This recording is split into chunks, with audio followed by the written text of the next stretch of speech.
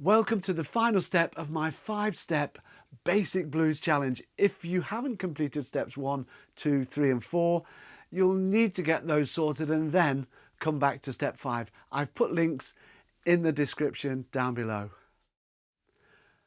Before we get started on the main task in step 5, I just want to gently introduce you to the turnaround.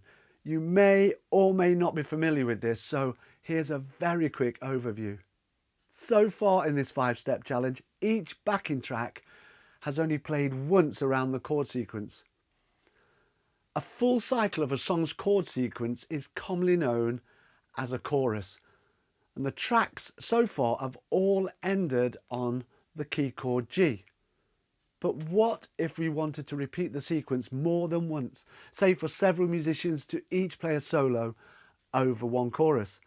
Now, this is when a turnaround is used at the end to smoothly take the music back to the start of the chord sequence. Notice that the last chord is now a D7, which happens to be the chord that pulls the listener's ear back to the G at the beginning of the sequence.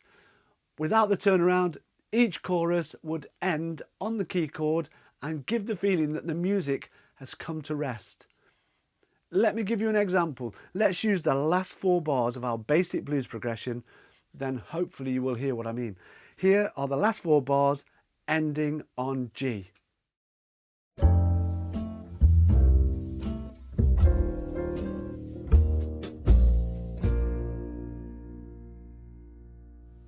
You can definitely hear the music come to rest. And now with the turnaround.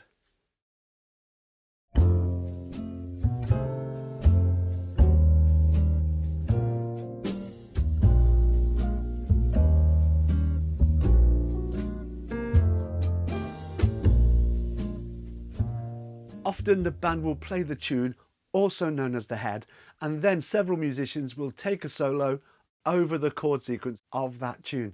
There are many combinations of turnaround, so we'll leave it there for now. The sequence of chords I'm using here is probably the most basic turnaround you'll find and only uses the chords already found in our blues sequence. And don't worry, it will start to make sense the more you hear and play with it.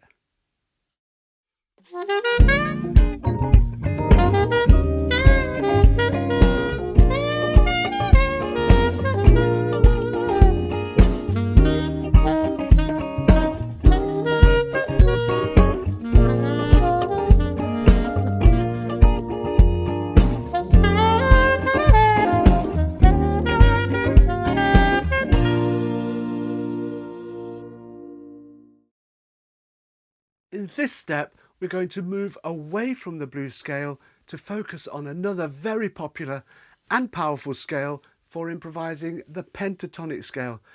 There are major and minor versions of this scale, but for this 5-step challenge, we will be dealing with just the major pentatonic.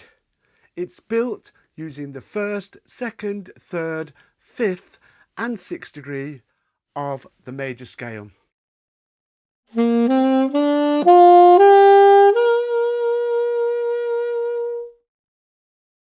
So the task for this step is to learn the major pentatonic scales starting on G, C and D.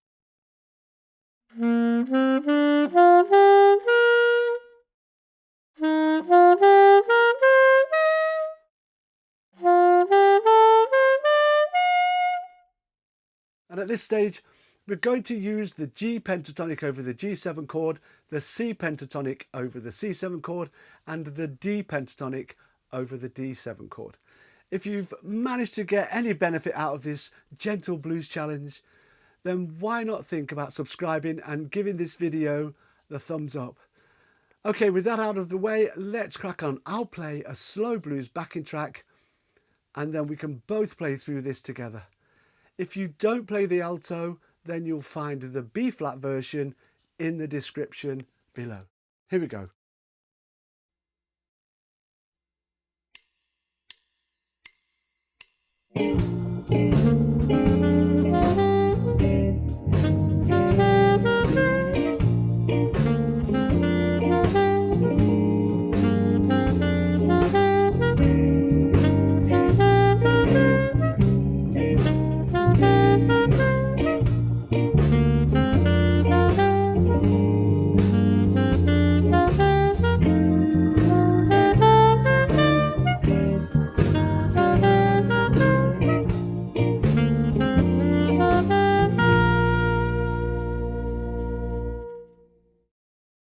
As mentioned before, developing your ears so that you can find songs and phrases on the sax is one of the most powerful things you can do.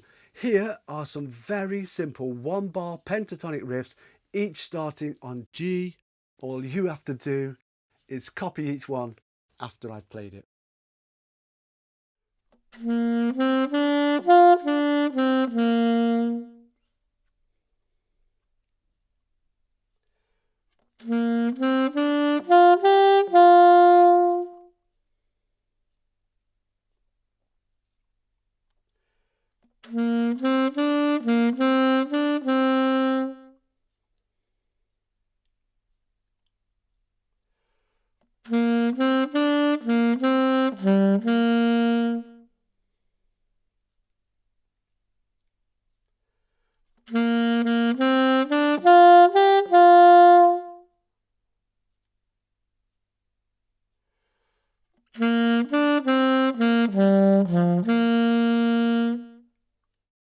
So to finish, here are a few simple pentatonic riffs which you can play around the blues chord sequence. Let me show you what I mean. I'll take, say, the second riff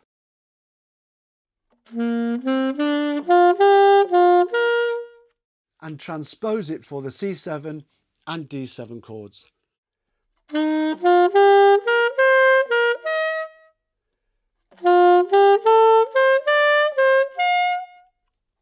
If you've not come across the term transpose, well, it simply means to move the notes up or down into another key, or in this case, to fit another chord.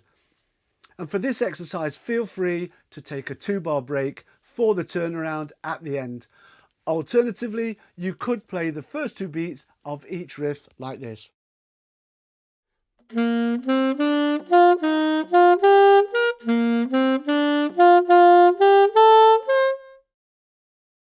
So that brings us to the end of this mini introduction to the basic blues. Make sure you go back over the steps to secure these fundamentals. Most importantly, remember that jamming is key to developing your improvisation. So put the backing tracks on and jam away. You'll find more videos relating to the blues on my Sax Express YouTube channel and also on the saxexpress.com website.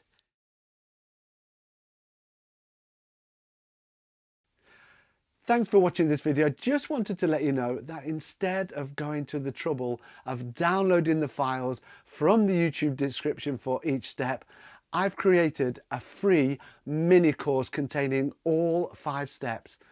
And this means much easier access to the lessons, PDFs and backing tracks, plus a whole bunch of other resources like 2, 4 and 12-bar jamming tracks where I play and then you play. There are also more backing tracks with different feels like soul, rock, gospel and big band. And if you enjoyed the copy tracks, well, there are also more of those in there too. You'll also get access to the Sax Express community where you can ask questions and interact with other like-minded saxophone enthusiasts. Just click on the 5-step blues course links below and also let me know how you get on with the course in the comments.